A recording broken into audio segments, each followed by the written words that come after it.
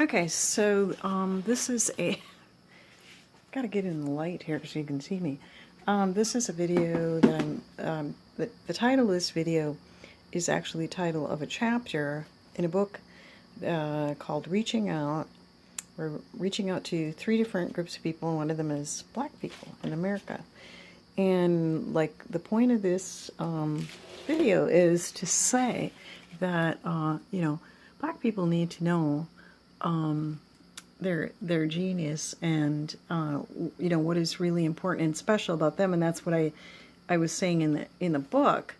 But you just look back at our history in America and Black people in our history in America. There's quite a history of faith, in spite of the fact that slave owners would have called themselves Christians, but Black people nevertheless were able to embrace Christian faith in spite of that and recognize that it was still a valid faith.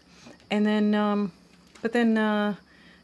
of the the whole struggle and everything came this amazing thing of music from Black people, and the rhythm in the music like just totally transformed our music. Jazz and ragtime and all that were the originals, but then a lot of people, a lot of white people took the original forms and turned it into something, and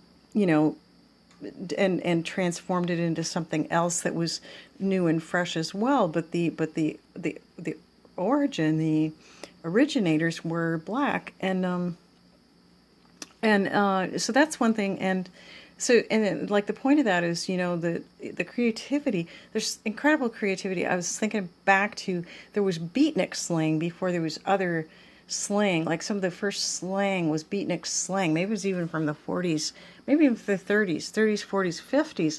But they would say things like, "Can you dig it? Crazy man, you cats, you chicks."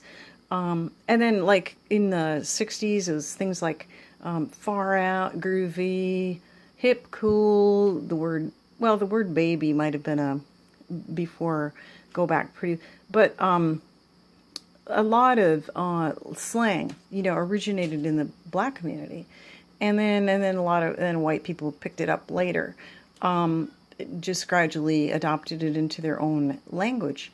And so that's one thing. I mean, just the creativity of slang. And then other art forms, too, that have come later, like rap. I personally think rap is just an amazing art form.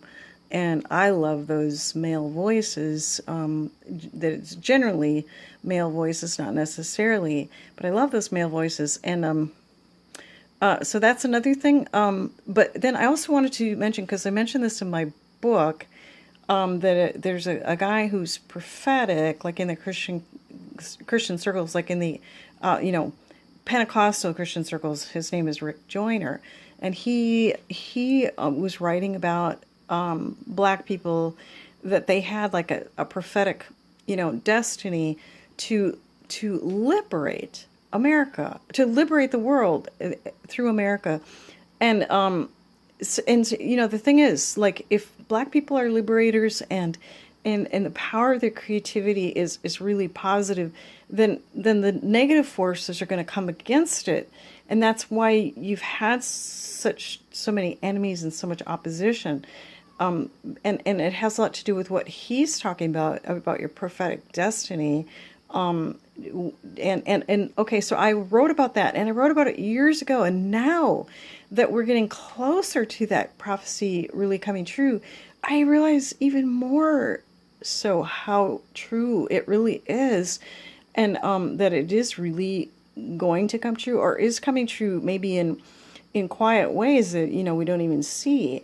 And of course he's talking about Black people of faith, and not the negative, antagonistic, negative, bitter, etc. Ones. But it's just so incredibly important to realize, like, reasons why you have so much opposition. I mean, your history's a lot like the Jews, because they were slaves and everything. And like the reason that, and because of the faith in your history, and And because of your passion and your energy and your creativity, you're really just like extremely threatening.